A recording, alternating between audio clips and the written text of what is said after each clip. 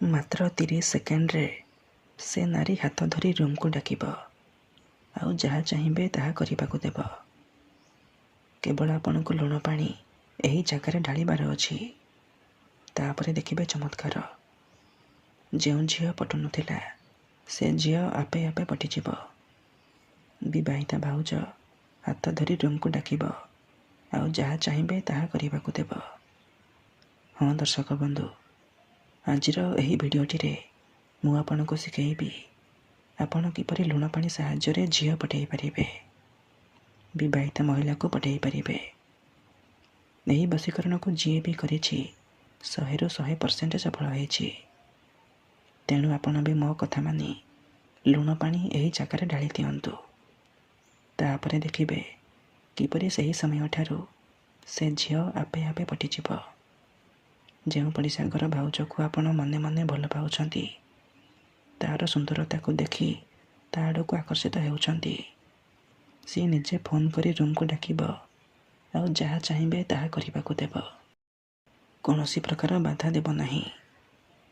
ନମସ୍କାର ଦର୍ଶକ ବନ୍ଧୁ, ଏସ୍ ମନ୍ତ୍ର ଚ୍ୟାନେଲରେ ଆପଣମାନଙ୍କୁ ସ୍ୱାଗତ।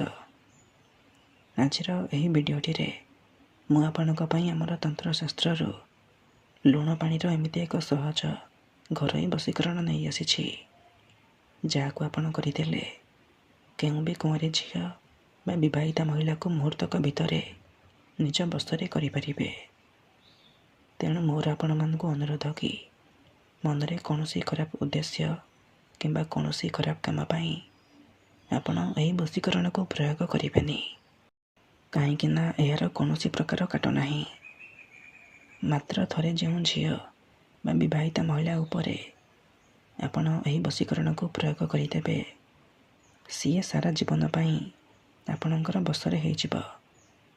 ଆପଣଙ୍କ ପ୍ରେମରେ ଦିବାନୀ ହେଇଯିବ। ଆପଣ ତାକୁ ଯାହା କହିବେ ସିଏ କରିବ।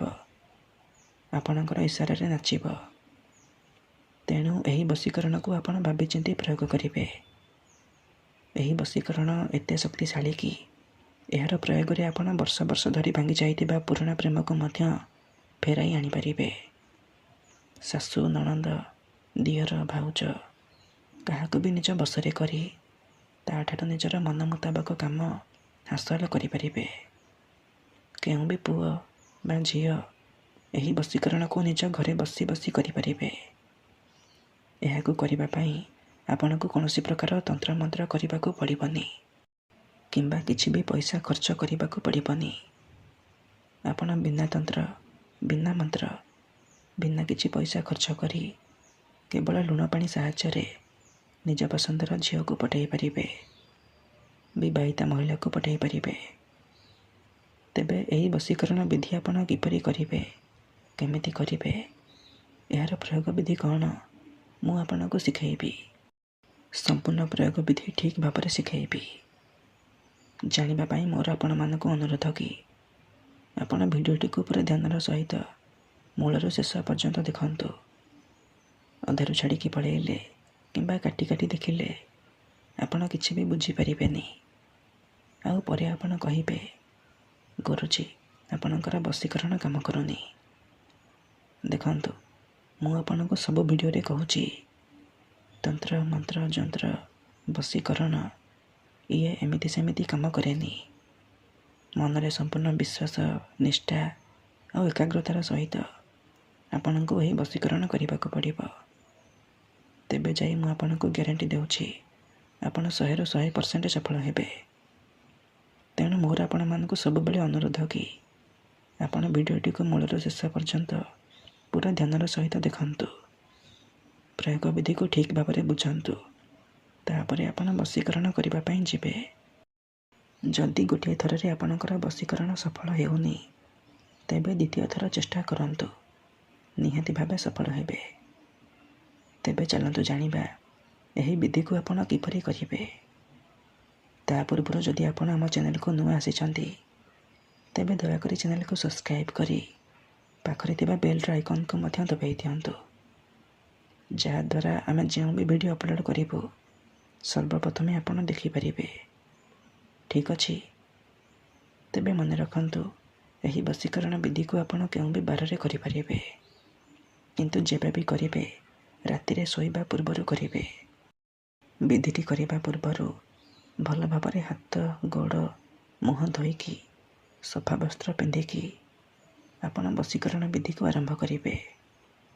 ପ୍ରଥମେ ଆପଣ କ'ଣ କରିବେ, ଗୋଟିଏ ଗ୍ଲାସ୍ ପାଣି ଆଉ ଅଳ୍ପ ଟିକେ ଲୁଣ ଆଣିବେ। ତାପରେ କୌଣସି ଏକ ଜାଗାରେ ଦକ୍ଷିଣ ଦିଗକୁ ମୁହଁ କରିକି ବସି ପଡ଼ିବେ, ଯେଉଁଠାରେ ଆପଣଙ୍କୁ କେହି ଦେଖିବେନି କିମ୍ବା ଅଧାରୁ ଡାକିବେନି। ତାପରେ ପାଣି ଗ୍ଲାସ୍କୁ ନିଜର ସାମ୍ନାରେ ରଖିବେ, ଆଉ ଯେଉଁ ଲୁଣ ଆଣିଛନ୍ତି ସେ ଲୁଣରୁ ଅଳ୍ପ ଟିକେ ଲୁଣ ଡାହାଣ ହାତରେ ଧରିବେ। ତାପରେ ଏହି ଶବ୍ଦକୁ ଆପଣ ଗୋଟିଏ ଥର ପଢ଼ିବେ, ଲବଣ ଶକ୍ତି ଆକର୍ଷଣ ଆମକମ୍ ତୀବ୍ର ବଶୀଭୂତମ୍। ଏହି ଗୋଟିଏ ଶବ୍ଦକୁ ଆପଣ ଗୋଟିଏ ଥର ପଢ଼ିବେ। ଆମକମ୍ ଜାଗାରେ ଆପଣ ସେହି ଝିଅ ବା ମହିଳାର ନାମ କହିବେ ଯାହାକୁ ଆପଣ ପଟେଇବାକୁ ଚାହୁଁଛନ୍ତି। ତାପରେ ଲୁଣକୁ ପାଣି ଗ୍ଲାସ୍ରେ ପକାଇଦେବେ।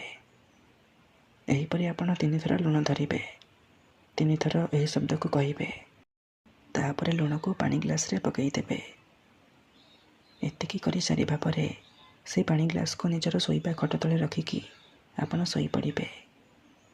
ସକାଳେ ଉଠିବା ମାତ୍ରେ ଆପଣ କ'ଣ କରିବେ, ସେହି ପାଣି ଗ୍ଲାସ୍କୁ ନେଇକି ନିଜର ଘର ସାମ୍ନାରେ ଢାଳିଦେବେ। ଢାଳିବା ସମୟରେ ଆପଣ ସେହି ଝିଅ ବା ମହିଳାକୁ ମନେ ମନେ ଭାବୁଥିବେ, ତା'ର ନାମ ନିଜ ମନରେ ଉଚ୍ଚାରଣ କରୁଥିବେ।